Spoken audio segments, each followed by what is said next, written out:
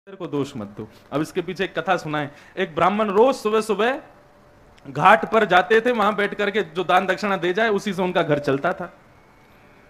तो रोज सुबह सुबह निकलते थे ब्राह्मण देवता, स्नान उस्नान करके बढ़िया तिलक लगा के जैसे निकलते तो उनके गली में कुत्ता भौंकता था बहुत जोर से। तो ब्राह्मण को पहले दिन तो ब्राह्मण ने देखा कि बोले ये भौंक रहा है, कहीं मेरा दिन बेकार ना हो जाए, ये ब्राह्मण ने सोचा। और उस दिन ऐसा ही हुआ कि कोई आया ही नहीं दक्षिणा देने। तो ब्राह्मण ने पहले ही सोच लिया, बोले इसके भौंकने की वजह से मेरा दिन खराब हुआ। दूसरे दिन ब्राह्मण जैसे फिर निकला तो फिर से कुत्ता भौंकने लगा। उसने कहा कि ये आज फिर भौंक रहा है और आज फिर मेरी आमदनी नहीं होगी, मुझे कुछ नहीं मिलेगा। उठाया पत्थर और कुत्ते के ऊपर फेंक के मारा, लेकिन गलती से वो यहीं लगा तो उसके बेचारे के लग गई चोट, रक्त आदि आने लगा।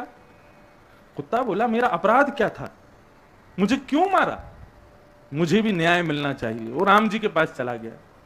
राम जी से जाकर के बोला महाराज आज मुझे न्याय दिलाइए। राम जी बोले क्या न्याय चाहिए तुमको? बोले एक ब्राह्मण रहता है, मैं अपनी भाषा में, अपने शब्द में, अपने स्वर में आपकी उपासना कर रहा था सुबह सुबह और उसने मुझे मारा। क्यों मारा, मेरी क्या गलती थी?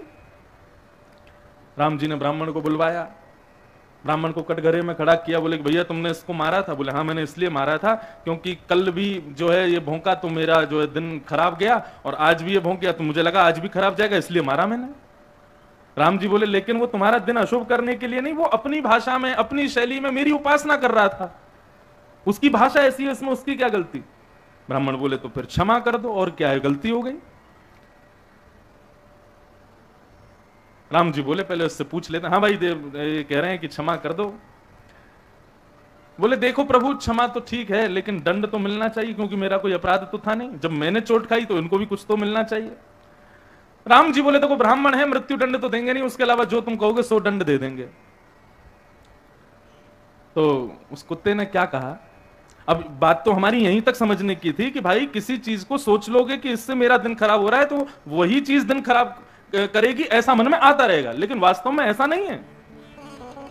सब प्रकृति अपने अनुसार चल रही है। ठाकुर जी के मंदिर जाने से यदि अशुभ तुमको लग रहा है तो ये तुम्हारी सोच है, ऐसा हो नहीं सकता। हमारे जीवन में जो कुछ भी होता है हमारे कर्म से ही हमें प्राप्त होता है।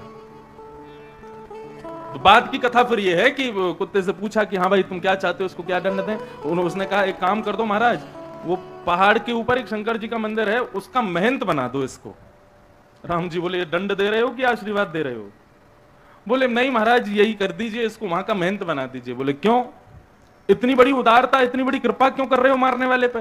बोले क्योंकि प्रभु वहां का पिछला महंत मैं था और वहां रहने की वजह से और वहां अपने दुष्क्रियाएं करने की वजह से इस जन्म में मैं इस रूप में आया हूं। तो ये तो बिल्कुल भी नहीं मानेगा, मैंने तो थोड़े बहुत ही घपलेबाजी की होगी, ये तो बहुत करेगा, तो इसका जो अपराध है वो किस रूप में मिलेगा, वो इसके प्रारब्ध के रूप में मिलेगा, इसलिए इसको वहां का महंत बना दो। तो इसलिए भैया मंदिर जाने से दिन खराब नहीं हो रहा है, ऐसा विचार बोलना भी मना है, नहीं बोलो। मंदिर भले ही मत जाओ लेकिन दोष ठाकुर जी को कभी मत दो।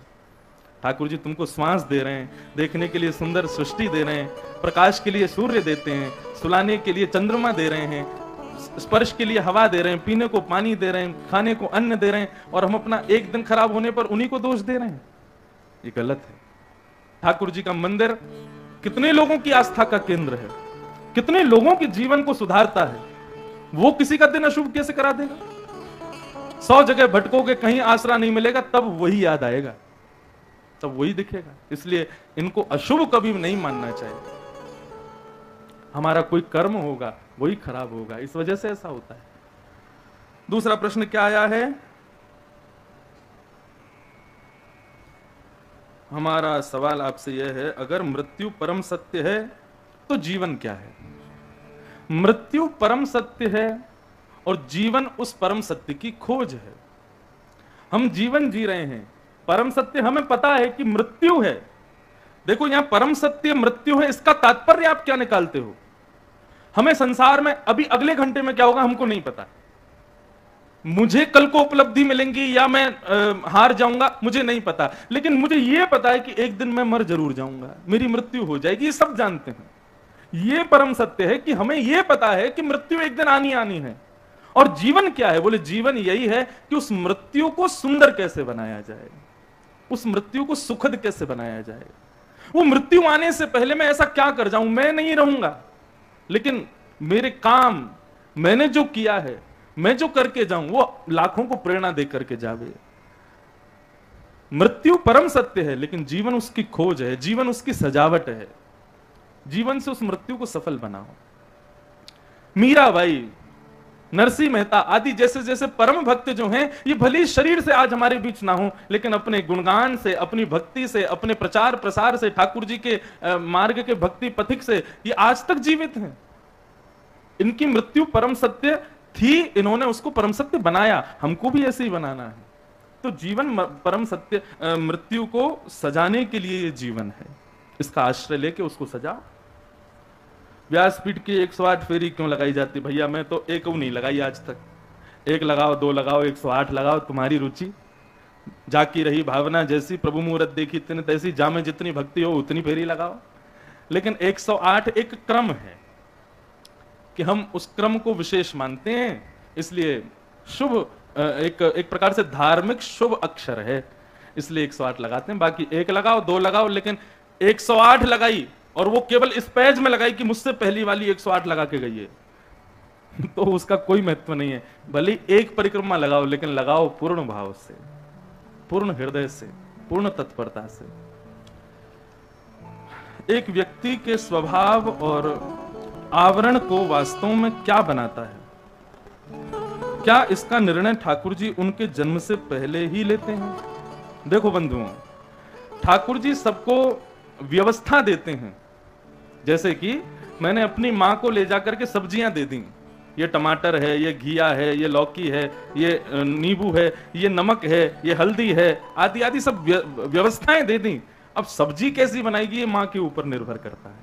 ठाकुर जी व्यवस्थाएं देते हैं, अब व्यक्ति अपना स्वभाव और आवरण कैसा क्रिएट करता है ये उसके ऊपर निर्भर करता है।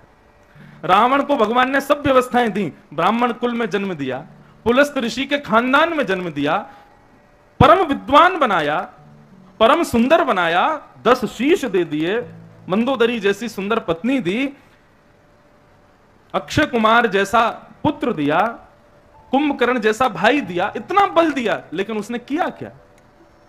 सब्जी ना बना करके खिचड़ी बनाई और ठाकुर जी ने उसका सर्व दहन कर दिया। तो इसलिए ठाकुर जी पहले से व्यवस्था तैयार कर देते हैं सबके लिए और उनके अनुसार। अब तुम सब्जी कैसी बनाते हो ये तुम्हारे ऊपर निर्भर करता है। भक्ति का रंग क्या होता है? भक्ति का रंग, सारे रंगों को मिला दो, जो रंग निकलेगा वही भक्ति का रंग। और एक बात उत्तर भी बता दूं, सारे रंगों को मिलाओगे तो क्या रंग निकलेगा? कृष्ण रंग निकलेगा। कृष्ण यानी ठाकुर जी।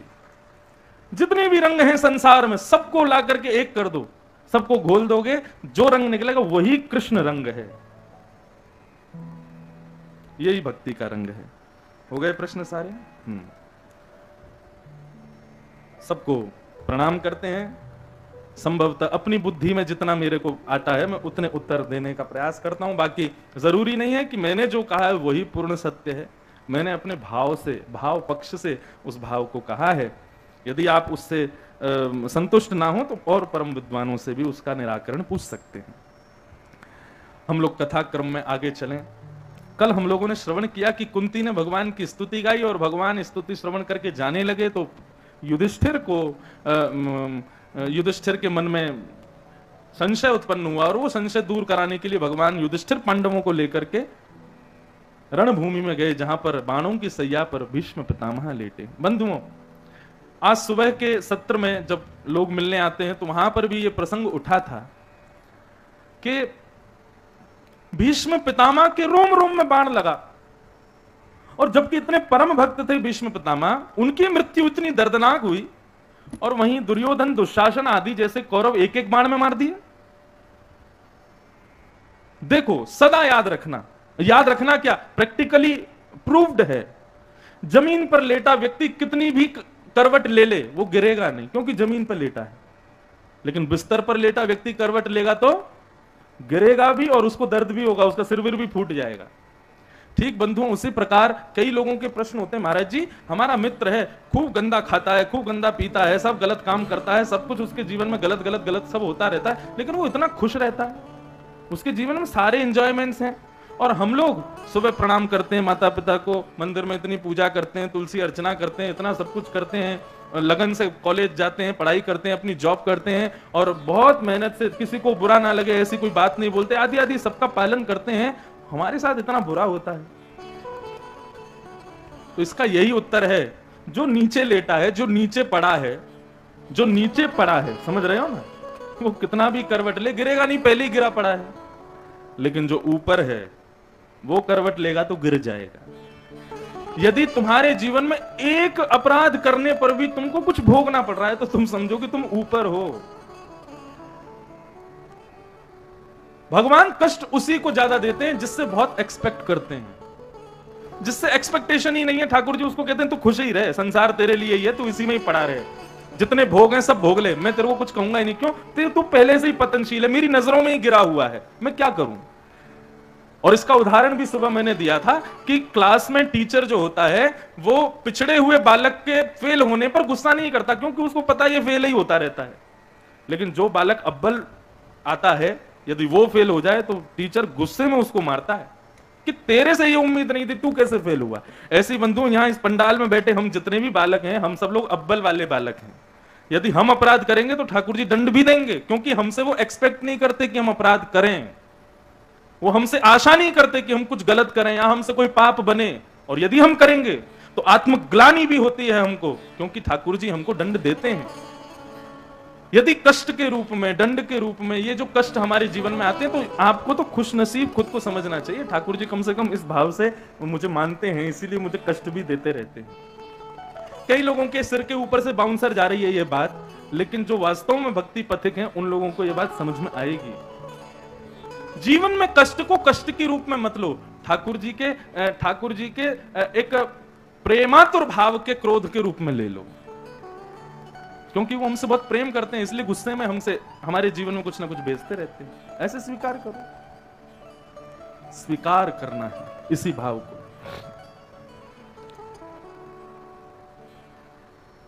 भीष्म पितामह रोम रोम में बाण लगाए भगवान, क्योंकि उनसे एक्सपेक्ट किए हुए थे कि भरी सभा में द्रौपदी निर्वस्त्र हो रही है तो दुशासन देखे, दुर्योधन देखे, आदि आदि लोग देखें, क्योंकि ये तो हैं ही गिरे हुए, लेकिन भीष्म पितामह भी देख रहा है, जिससे मुझे उम्मीद नहीं है। वो भीष्म पितामह कुछ नहीं कर रहे द्रौपदी की रक्षा के लिए। यदि भीष्म पितामह ने एक बार बोल दिया होता दुशासन आगे हाथ भर ना जाए, तो दुशासन की इतनी ताकत नहीं थी कि वो द्रौपदी को निर्वस्त्र कर देता, लेकिन ये चुपचाप बैठे रहे।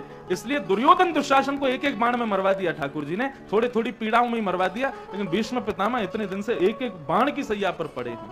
क्यों? क्योंकि उन्होंने अपराध किया है, भक्त होने के बाद भी अपराध किया है। मैं पहले ही सावधान करता हूं बंधुओं कथा में कि भक्ति का पथिक सुनने में, देखने में जितना अच्छा लगता है ना, चलने में उतना ही कठिन है। इसलिए चलने से पहले 100 बार सोचिए। भीष्म पितामह पर 5 प्रकार के धर्म बताए और धर्मों का निराकरण करते हुए भीष्म पितामह ने भगवान की स्तुति गाना प्रारंभ किया। बंधुओं, ये भीष्म स्तुति है। मुझे भीष्म पितामह की स्तुति प्रथम कथा से ही बहुत प्रिय है। सबसे प्रिय स्तुति है भागवत में मुझको भीष्म पितामह की। और देखो ठाकुर जी कितनी कृपा करते हैं। भीष्म पितामह ने स्तुति का गायन कब किया था? मकर संक्रांति के दिन, जिस दिन सूर्य उत्तरायण के होते हैं। और स्तुति गाते हुए भीष्म पितामह ने प्राण त्याग दिए थे। दास की सेवा में जो ठाकुर जी आए हैं ना, गिरधर लाल जी, वो भी मकर संक्रांति को आए, उत्तरायण में ही आए। मानो मैंने भीष्म पितामह के इस भाव से प्रेम कर लिया तो ठाकुर जी ने अपना जन्मदिन भी हमारे ठाकुर जी का उसी तिथि में ही आता है। अच्छा, बढ़िया याद आया, आप सब लोगों ने हमको निमंत्रित किया, हम अपनी पूरी मंडली लेके यहाँ कथा सुनाने आ गए। अब हम आपको निमंत्रण दे रहे हैं और इस क्लास के जो मॉनिटर हैं उनकी जिम्मेवारी पर ये निमंत्रण दे रहे हैं। हमारे ठाकुर जी का हर वर्ष जन्मोत्सव होता है और वो मकर संक्रांति यानी कि या तो 14 जनवरी होती है या 15 जनवरी, इन दोनों में ही आती है मकर संक्रांति। उत्तरायण के दिन ठाकुर जी का जन्मोत्सव होता है और वो उत्सव हम लोग हर वर्ष अलग अलग जगह पे मनाते हैं। इस बार का वो उत्सव जगन्नाथपुरी में होना था जनवरी में, लेकिन कोविड की तीसरी लहर आने की वजह से वो वृंदावन में हुआ। और हमारे ठाकुर जी के 7 दिन के उत्सव में 7वें दिन ठाकुर जी के चरणों में 4 स्थानों की पर्ची रखी जाती है कि ठाकुर जी अगला उत्सव कहां करवाना है। और फिर एक संत को हम कहते हैं एक पर्ची उठाओ, तो जो पर्ची निकलती है ठाकुर जी की आज्ञा से अगला उत्सव वहीं होता है। तो इस बार की पर्चियों में ठाकुर जी के अगले उत्सव का जो ठाकुर जी की आज्ञा हुई वो हुई अयोध्या में। तो 11 से 17 जनवरी 2023 हमारे गिरधर लाल जी 4 साल के हो जाएंगे, तो उनका चतुर्थ जन्मोत्सव श्रीधाम अयोध्या में मनाया जाएगा 11 से 17 जनवरी तक। और विश्व भर के कई वैष्णव भक्तजन भी उसमें पधारेंगे। और सबसे बड़ी बात, हमारे मुख्यमंत्री जी आएंगे। वो तो आएंगे, केवल एक औपचारिक प्रारंभ करके चले जाएंगे, पर उसके बाद में जो वहां पे ऊधम मचेगा महाराज, हम तो ऊधम मचाते हैं, खूब दिन भर नाचेंगे गाएंगे, ऊधम मचाएंगे, ठाकुर जी के सुंदर सुंदर बंगले बनाएंगे, कथा करेंगे, कीर्तन करेंगे, ढोल नगाड़े बजेंगे। महाराष्ट्र से सब नगाड़े वालों की टीम पहुंच रही है, रोज ठाकुर जी को नाचते गाते हुए लेकर के आएंगे। और उत्सव का क्रम वहां पर ऐसा रखा है कि रोज जो बंगला बनेगा वो ऐसा बनेगा कि अयोध्या से लेकर लंका तक जहां जहां राम जी गए वहां वहां हमारे ठाकुर जी जाएंगे। किसी दिन वहां पर सबरी की कुटिया बनेगी, किसी दिन लंका का राम सेतु बनेगा, किसी दिन हनुमान जी आदि वानरों के बीच में ठाकुर जी बैठे। बस अंतर इतना होगा, राम की जगह कृष्ण होंगे सब जगह। तो ऐसा वहां लीला का क्रम है। राउल केला वासियों को इस व्यासपीठ का निमंत्रण है कि हम जहां भी कथा करने जाते हैं सबको कहते हैं कि भाई हम आपके बुलावे पे आए, अब हमारे बुलावे पे आप आओ। सबकी व्यवस्था वहां की जाएगी, बढ़िया सुंदर रहने की, सबके प्रसाद की, सब व्यवस्थित वहां होगा।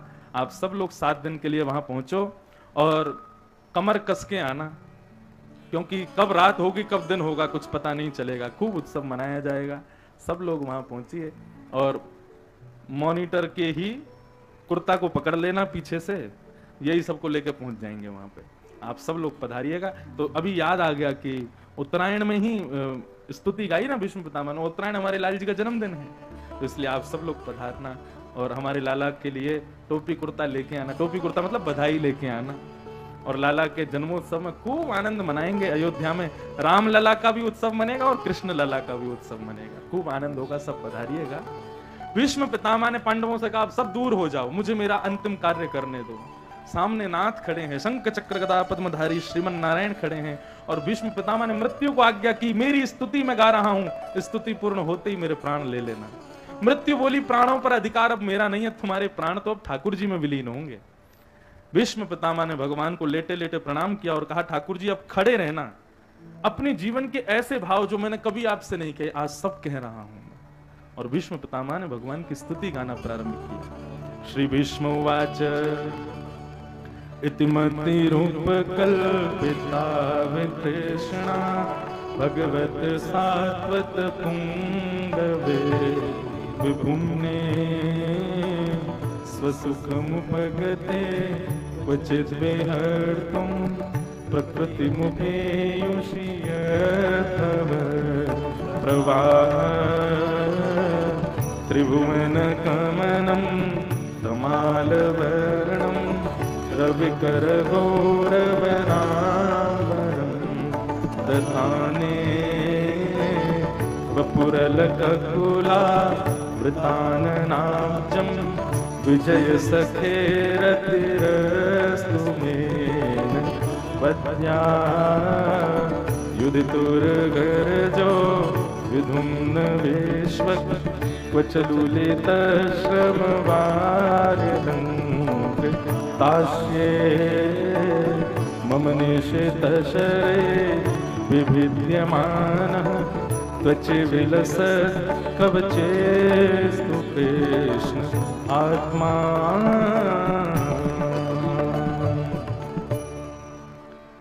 बहुत सुंदर स्तुति गाई, अभी बहुत बड़ी थी, मैंने तो 2-3 श्लोक ही गाए हैं। क्या कह रहे हैं भीष्म पितामह, अद्भुत भाव। इतिमति रूपकल्पिता वितृष्णा, संस्कृत में इति शब्द का प्रयोग किया जाता है जब वाक्य पूर्ण हो जाता है। जैसे इंग्लिश में कोई वाक्य पूर्ण करते हैं तो लिखते समय हम लोग वहां पर फुल स्टॉप लगा देते हैं। हिंदी में कोई वाक्य पूर्ण करते हैं तो विराम मात्रा लगा, एक चिन्ह लगा देते हैं। ऐसे ही संस्कृत में जब आप अपनी बात पूरी करते हो तो इति कहने का मतलब होता है मेरी बात समाप्त। लेकिन भीष्म पितामह की स्तुति का प्रारंभ किससे हो रहा है? इति शब्द से। इतिमति रूप कल्पिता वितृष्णा। वाह,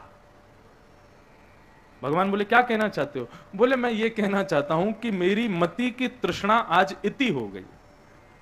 मेरी मति की, मेरे मन की जितनी भी इच्छाएं हैं संसार में, उन सबको आज मैं विराम करता हूं। अब मेरी कोई इच्छा नहीं है प्रभु, केवल एक ही इच्छा है, तुम सामने हो मेरे, किस बात की कमी है, किसी और वस्तु की अब दरकार भी नहीं है, तेरे नाम से गुलाम अब गुलफाम हो रहा है, मेरा आपकी कृपा से सब काम हो रहा है। करते हो तुम कन्हैया, करते हो तुम कन्हैया, मेरा नाम हो रहा है, मेरा आपकी कृपा से सब काम हो रहा है। यही है इति। भीष्म पितामह यही कह रहे हैं, बोला मैं क्या मांगू प्रभु आपसे, मैं अपने जीवन के परम सत्य मृत्यु को प्राप्त करने वाला हूं और आप मेरे सामने खड़े हो। मुझे किसी को नहीं देखना, किसी को याद नहीं करना, कुछ विचार नहीं करना, आप सामने खड़े। यही इति होती है मेरी मति की सोच की, मेरी विचारधाराओं की, मेरी इच्छाओं की, सबकी इति होती है आज। क्योंकि आप अब आगे तो और क्या चाहिए, अब कुछ नहीं चाहिए नाथ। ये तो था एक भाव। अब दूसरा भाव, भीष्म पितामह कह रहे हैं प्रभु मेरे जीवन की इति है, मेरा जीवन विराम ले रहा है और मैं जाने से पहले अपनी एक अंतिम इच्छा पूरी करना चाहता हूं। मेरा एक अधूरा काम है, उसको पूर्ण करना चाहता हूं। भगवान बोले कौन सा अधूरा काम? बोले कि मेरी एक बेटी कुंवारी रह गई है, उसका मैं ब्याह नहीं कर पाया हूं।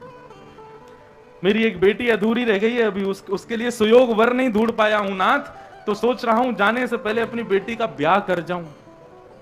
भगवान हंसने लगे, बोले भीष्म पितामह तुम बाल ब्रह्मचारी, तुमने जीवन में कभी ब्याह किया नहीं, पत्नी तुम्हारी कोई थी नहीं, तो बेटी कहां से हो गई? कहीं कोई बाहर से कोई तुम्हारी कोई धर्म पत्नी तो नहीं थी, कोई हमसे छुपा रखा हो और उसका कोई बालक हुआ हो? बता दो, अब तो कुछ कर नहीं सकते, कर देंगे ब्याह हम। भीष्म पितामह हंसने लगे, बाणों की सैया पे लेटे लेटे बोले प्रभु आपने ना विवाह के बाद संतान दी सबको, वो सबकी बात है, लेकिन हर प्राणी के विवाह के बिना भी एक एक संतान है उसके पास। क्या? बोले ये मति, ये हमारी संतान है प्रभु, ये अभी कुंवारी है। मैं चाहता हूं कि मृत्यु से पहले अपनी मति रूपी बेटी का आपसे ब्याह कर जाऊं, उसकी शादी आपके साथ में करके चला जाऊं। कितना अच्छा ढंग ढूंढा है भीष्म पितामह ने अपनी बात कहने का। आदमी के कहने पर, आदमी के प्रस्तुतिकरण पर रीझ जाते हैं ठाकुर जी। और सच बताऊं, ये जितने भी भक्त हैं इनका प्रस्तुतिकरण देखने लायक है। हम लोग कैसा प्रस्तुतिकरण, वही रोज जैसी आरती, रोज जैसा ही भोजन, रोज जैसा ही श्रृंगार, रोज सब दिन एक जैसा ही रखते हैं। अपनी प्रस्तुतिकरण में, अपनी भक्ति में कुछ ना कुछ नवीन करते रहो, कुछ ना कुछ नया करो, कि ठाकुर जी भी सुबह होते ही सोचे आज पता नहीं क्या करने वाला है, आज जाने क्या करेगा। अपने ठाकुर जी के साथ वो नवनीत प्रिय हैं। नवनीत का मतलब मक्खन, लेकिन नवनीत का एक अर्थ होता है नित्य नया, नित्य नूतन। अपनी भक्ति में, अपनी सेवा में रोज एक नवीनता लाओ, रोज एक नूतनता लाओ। ठाकुर जी भी कहे पता नहीं आज क्या होगा, आज कुछ विशेष कर रहा है, लेकिन घर में बैठे ठाकुर जी को पता है कि इसका रोज का सब वही है, 8:30 बजे आएगा, मुझको नहला जाएगा, कपड़े पहना जाएगा, इत्र लगा जाएगा, भोग लगा के और चला जाएगा। ठाकुर जी को भी पता है कि यहाँ रोज एक ही काम होना है। अब दाल चावल रोज खाओगे तो फिर एक दिन बोर हो जाओगे ना, लेकिन मैया रोज नई नई चीज बनावे, आज ये बनाया, आज वो बनाया। आज हमने एक नई चीज खाई सुबह, क्या था? छेना ढोकला। आप लोगों के यहाँ की क्या बोलते हैं उसको? हैं? छेना पोड़ा। देखने में तो ये लग रहा था कोई केक जैसा, जैसी खाया तो वो तो रसगुल्ला फेल हो गया महाराज। छेना पोड़ा क्या बढ़िया स्वाद था, एकदम बिल्कुल आनंद आ गया खा के। अभी कथा के बाद फिर खाऊंगा, मेरे पानी आ गया मुंह में याद करते ही छेना पोड़ा। क्या मुलायम था भीतर से, एकदम। तो अब रोज एक ही मिष्ठान आवेगा तो मन भर जाता है। ठाकुर जी की भक्ति में भी ऐसे ही एक नवीनता लाओ, रोज एक नए भाव से ठाकुर जी की सेवा करो, ठाकुर जी भी प्रसन्न हो जाए। वाह, आज आनंद आ गया।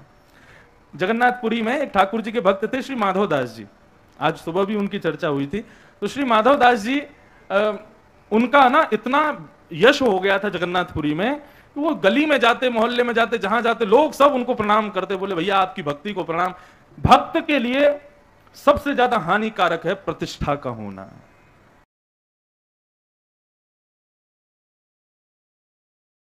ये एक प्रकार से हानिकारक है भक्तों के लिए। क्यों? बोले प्रतिष्ठा जो होती है ना, वो धीरे धीरे भजन कम करा देती है। हमारे वृंदावन शतक में कहते हैं सम्मानम कलयाति घोर गरलम, सम्मान तो विष के समान है। देख करके माधव दास जी को कष्ट होता था कि इतना सम्मान मत करो मेरा, और बल्कि वो तो ऐसा मानते थे कि बहुत सम्मान मिल रहा है, इसका मतलब ठाकुर जी खुद से दूर कर रहे हैं। क्यों? अपमान बोध होने पर ठाकुर जी की याद आती है, लेकिन अति सम्मान मिलने पर हमारे अंदर एक, मानो चाहे मत मानो, व्यासपीठ पर बैठा हूं, अनुभव किया है मैंने, एक अहम जन्म लेता है हृदय में बहुत सम्मान मिलने पर। इस बात को स्वीकार करने में कोई मुझे किसी भी प्रकार की मैं अतिशयुक्ति नहीं समझूंगा। होता है, लोग जब मेरे बारे में बोलते हैं तो मुझे भी कभी कभी अनुभव होने लग जाता है कि कहीं अभिमान तो नहीं हो गया। और ये अहम ही ठाकुर जी से दूर करता है। इसलिए बहुत प्रतिष्ठित, बहुत सम्मानित होना ये भक्त के लिए उचित नहीं है। माधव दास जी को उससे बहुत कष्ट होता था कि मुझे लोग सब इतना सम्मान देते हैं। तो एक दिन उन्होंने अपनी कुटिया बदल दी, अपने जहां जहां वो भिक्षा पाने के लिए जाते थे वो सारे स्थान बदल दिए। जहां पर रोज इतनी व्यवस्था की जाती थी उनके स्वागत की, वो सब स्थानों पर जाना उन्होंने छोड़ दिया। और एक गली में एक लड़ाकू माता जी रहती थी, वो सबसे लड़ती रहती थी गली में। एक दिन माधव दास जी ने उनको देखा, वो लड़ रही थी किसी से, बोला हाँ इसके घर जाऊंगा, कल से वहीं भोजन पाऊंगा। और माधव दास जी का है क्या, और मानव को तो रोज चाहिए, लाओ कुछ बनाओ। मैया ने आज फिर बनाया, बना करके पवा के उनको पवा दिया। बोले कि अब 2 दिन हो गए, अब आएंगे नहीं। तीसरे दिन माधव दास जी फिर पहुंच गए, बोले मैया कुछ पवाओ।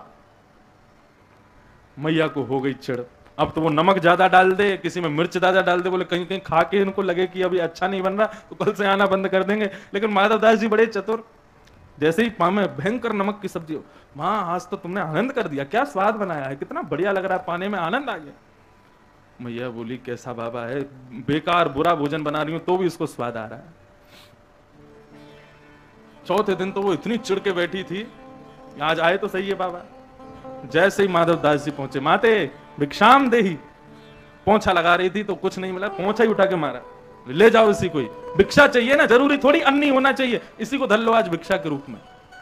माधव दास जी ने जैसे ही उस पोंछे को देखा बड़े प्रसन्न हो गए, बोले कि देखो साधु हूं मैं, भक्त हूं जगन्नाथ जी का, जो प्राप्त हो सब स्वीकार करना चाहिए, जरूरी थोड़ी कोई माला पहना है वो स्वीकार करें, अरे कल को कोई गाली दे तो वो भी स्वीकार करनी है, सम हुए, सम बनना है मुझे।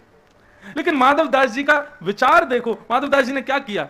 माधव दास जी रोज जो भी भिक्षा में उनको मिलता था वो नेत्र बंद करके पहले जगन्नाथ जी का स्मरण करते थे और उस वस्तु को पहले जगन्नाथ जी को निवेदित करते थे, फिर स्वयं ग्रहण करते थे। लेकिन आज दुविधा पड़ गई, अभी पोंछा मिला है, इसको कैसे निवेदित करूं। बुद्धि माधव दास जी की, निचोड़ करके उसको सुखा दिया, और जब वो सूख गया तो उसके रोयों को, पोंछे को सबको अलग अलग कर दिया, और उससे एक बाती बना करके घी डाल के दिया जला दिया और श्री जगन्नाथ जी के मंदिर में पधरा दिया। उसको ले जाकर के वहीं अर्पित कर दिया ठाकुर जी के आगे, ठाकुर जी स्वीकार करो इसको। जगन्नाथ जी के नेत्रों से अश्रुपात होने लगा, बोले माधवदास तुम्हारे इन भावों पर, तुम्हारे इस विचार पर मैं मोहित हो जाता हूं, तुम कहां से ढूंढ के लाते हो ऐसे विचार। वो कोई मैया, कोई गली की कोई लड़ाकू नहीं थी, वो मैं ही था, वो मैं ही लीला कर रहा था देखने के लिए कि तुम क्या करोगे, लेकिन तुम्हारी बुद्धि को मैं प्रणाम करता हूं। कहते हैं जहां ना जाए रवि वहां पहुंचे कवि, लेकिन जहां ना पहुंचे कवि, अब तुक तो नहीं बनेगा लेकिन कह दूं वहां पहुंचे भक्त। हाँ, भक्त वहां पहुंच जाते हैं। अपनी भक्ति में कुछ नवीनता लाओ कि ठाकुर जी भी एक उसमें रहें कि भाई क्या करने वाला है कुछ पता नहीं है।